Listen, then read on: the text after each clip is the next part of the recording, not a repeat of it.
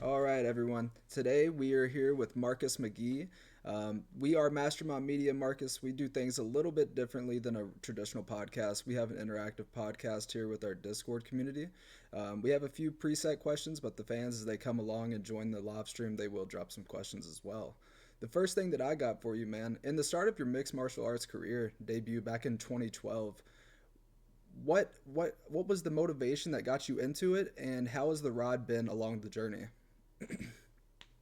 Uh, for the most part, I just always kind of was drawn to mixed martial arts overall. That was something that just I was always drawn to it. And then when I was trying to get into the military, and I just had my second child, I was working. A gym opened up across the street, and I was just like, man, I never actually trained, like actually got formal training. So I was like, man, I'm gonna go over here and just see what I actually got. And everything kind of just streamed from there. It was LA boxing, and then it would later, a year later, become UFC, the UFC gym.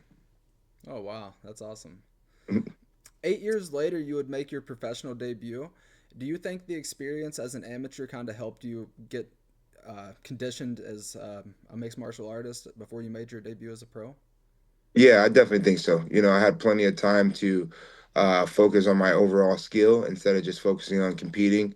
To develop skills outside of competition that would help me later on as a professional. So I definitely think that those years of not even just competing fighting, but just being an amateur and soaking up as much knowledge as possible helped me to this point. Awesome. You made your debut in the UFC in the year of 2023. On the same night, you got a Performance of the Night bonus. How did it feel to not only make your debut, but to get a bonus like that as well?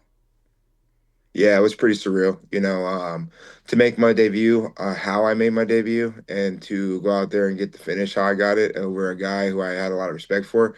It was a storytell ending for sure, which was just the beginning. So yeah, it was pretty awesome. It's awesome. Three out of your four fights in the UFC have been by finish, and you have gotten Performance of the Night bonuses. What kind of mentality do you have going into these fights to end up getting the results that you do? Yeah, I just go into the fight with the mentality that, I'm going to leave everything in that cage. I'm going to take advantage of whatever moments present themselves. I'm not going to rush. I'm not going to overthink things. I'm just going to be free in there. And a lot of times that leads to me being able to be present enough to find mistakes, find moments that I can capitalize on. Awesome. You definitely do. In November of this last year, you finally got onto a pay per view card. Did that feel any different than a regular fight night, or kind of the same nerves and everything like that? Yeah, nothing felt different about it. Everything kind of felt the same, same as the Apex fights. It was dope to feel the energy of the crowd and everything. But I feel like me in particular, just keeping myself grounded and keeping myself where I like to keep myself. I feel like that kind of added to why everything kind of felt the same. I told myself that I wouldn't let the size of the venue or size of the event affect me, and that was the plan. Yeah, that's something I was gonna add on to that question. How did the walk feel? It's obviously got to be a lot different. Did those feelings kind of did you get to a high point and then you're like, okay, I gotta lock in and we gotta get ready for war. No, it was the same type of walk in. It was cool though, because coming out of the curtain, and the whole crowd getting pumped and everything.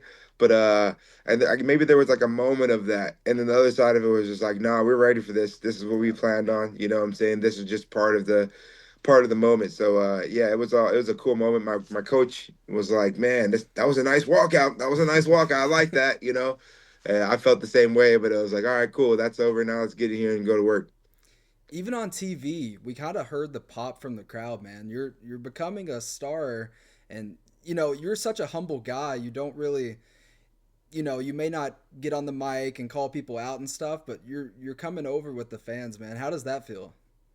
It feels good, as a person who thought like, I always felt like people was against me, but it was just me against me beating myself. It's real cool to see and get the support that I get. So I'm appreciative of it for sure, and it's a little bit different than what I'm used to in life. So it's pretty cool to see people kind of dig it and get behind it and appreciate it. So it's dope. Absolutely. What does it feel like now that you've broken into the top 15 of the division? It feels the same. I've been saying it. I think we put too much emphasis on these numbers and too much emphasis on all these outside circumstances, and sometimes those things overlook what should be the most important, which is training, which is our families, which is our teams, all these things. So I feel like all those things for me have been kind of in line, and I've been really working on those outside of the gym, and that keeps the moments pretty surreal. So even though I'm number 14, even though we're in the top 15, nothing changes other than the number. It's a great mindset. So, you've also broken into the top 100 pound for pound across the world. How does that kind of feel? I mean, what as an think back to your younger days as your amateur back in 2020 or 2012, sorry. Could would your younger self even believe this? No, I don't think so still, I don't think I still took myself seriously enough. And I think that kind of adds to me now being able to take myself serious but not take the wrong thing serious. But like, I was never like, man, or I can't say I was never like that, but even at that point, I had been humbled so much outside of life by that point that I just wasn't on my own hype train. Fair. Fair enough. You were born in Detroit. How did you make your way over to the MMA lab in Arizona? Yeah, so born in Detroit. My dad actually got in a lot of trouble when I was younger. So when he went to prison, basically we had a lot of issues happen, and my mom was like, "Man, we got to get out of here." My grandparents lived here in Phoenix at the time. They had just moved down here um, and made it a permanent home. So basically, to get away from all that nonsense, my mom hightailed it out. Me and my two brothers and my sister out here to Phoenix, and mostly grew up out here, moving around the whole city. And then yeah, started at the UFC gym, and there was a bunch of people that were there, like Randy Stanky and Joe Riggs, and a bunch of other guys that were from the lab that had already told me multiple times, like, "Hey man, make your way over to the lab if you really want to take this serious. If this is something that you really want to do, you need to make your way over to the lab." And eventually, I would make my way there. Look where you're at now. That's awesome, man. How does it feel that the MMA scene in Arizona is kind of blowing up a little bit? It feels dope, and it feels dope to be able to put on for the city as well. Kind of put the city on your back, and bring a good omen to the city. Uh, not necessarily like a cocky omen, but like like man, we got people out here that are working hard, that are doing a lot, that are making big splashes in this scene, and not just in one or two or three gyms, but multiple gyms. Right. The whole place is kind of getting populated. People are moving into Arizona. They're kind of just moving towards the place just to learn from the greats that are out there now. Speaking on a couple greats, we've seen some footage of you sparring with Mario Batista, training with Ezra Elliott and Sugar Sean. What do you think about these guys, and what do you think having these guys around you kind of influences you? Yeah, huge, right? Huge. And that was even before me going pro or being in the UFC because like after I went 1-0, I went with Kyler for his first pro fight or for his first UFC fight in Norfolk, Virginia. So that was right before the world shut down. And then throughout that whole 2 years of all the COVID craziness, being able to be in people's camps like Mario, like Casey Kenny, like Sugar Sean O'Malley. And then also guys like Ezra Elliott, two young, upcoming studs who are just, phenoms. Being around guys like that who we can sharpen iron with is those are things you can't really pay for. Those are things that you build over time. We have relationships that we've built over time that supersede a lot of these physical, or excuse me, uh, untangibles or these tangible things. It's something that we've built over time. So I think that's why I tell guys when they hit me up, like, "Hey, what's something that you need to do?" I'm like, find a gym that has great educational background, and then find also that a coach there that will believe in you and that will push you, and then get yourself around great teammates who you can, jump into the fire with.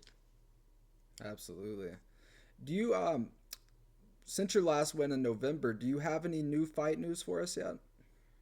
So still no fight news yet. I'm waiting to hear back from my management. I know that they said that there might have been something up there, but I haven't even gotten a name yet. So yeah, no news on that yet. Gotcha. Are there any particular opponents that you'd like to face in the year 2025? Yeah, I mean, anybody up in that top 15, and there's a lot of guys outside top 15 that, that are exciting fights that are extremely tough.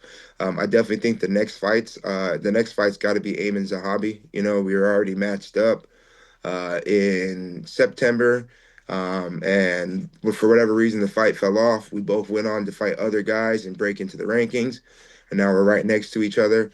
I think that's the fight to make. I know that he probably wants to run that back. I would love to run that back uh, and get that done too. So that sounds great.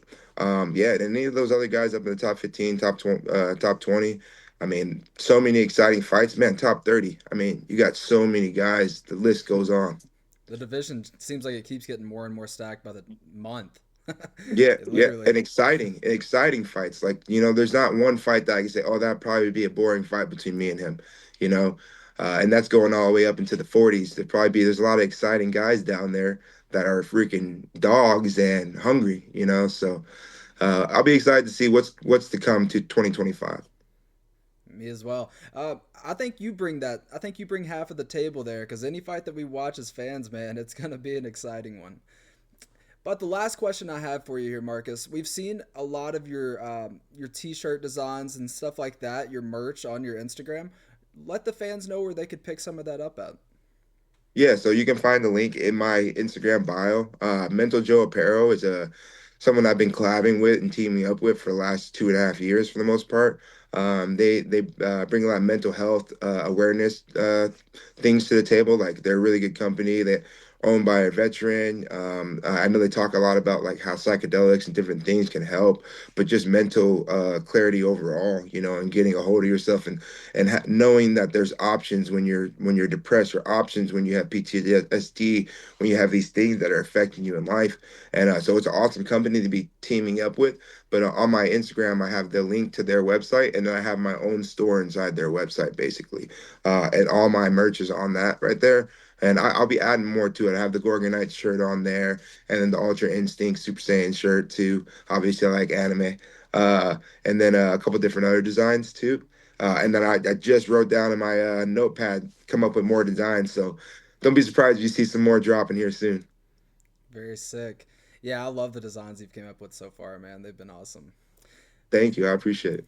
Absolutely, man. Well, Marcus, that's really all we have for you today, man. Thank you for coming on. Is there anybody you'd like to shout out or a social that you'd like to plug? Yeah, absolutely. My team, the MMA Lab, I got to shout them out all the time. Ezra Elliott, Mario Batista, Kyler Phillips, John Crouch, Randy Stanky, Jared Cannon. There's so many of these guys that just have molded and we have built me in over years, that it doesn't go unseen or unappreciated. So definitely got to shout out my team and then got to give it to my Lord and Savior, Jesus Christ, always on every platform. I try to, exalt his name and let people know that, you know, Jesus is the only way, and to find God, what I'm saying, and focus on your relationship with God. So those are my two shout outs. Awesome, man. Let the fans know where to find you if they haven't followed you already. Yeah, so you can get me on Instagram, Maniac underscore McGhee MMA, or you can get me on TikTok, or I'm on TikTok too, Maniac McGhee. I'm on Twitch or X now, I guess, Twitter. And it's Maniac McGee 07 on Twitter. And then Snapchat too, but I don't even know what my Snapchat handle is. But if you put in Marcus McGhee, I'm on Snapchat. I'm trying to get my Snapchat popping off here soon too. And then I also have a YouTube channel as well, Maniac McGee YouTube channel that has my cooking show and some other skateboarding stuff on there. I'm trying to get more active there too. That's awesome. Maybe cooking with Volk one day. Hey man, I've been thinking. I was like, man, if I keep it up, maybe I'll get the honor of being able to cook with the Madman Vote. Hey, that'd be awesome, man. Well, thank you so much for coming on, Marcus, and God bless. Thank you. God bless you as well, and we'll talk to you next time. Yes, sir.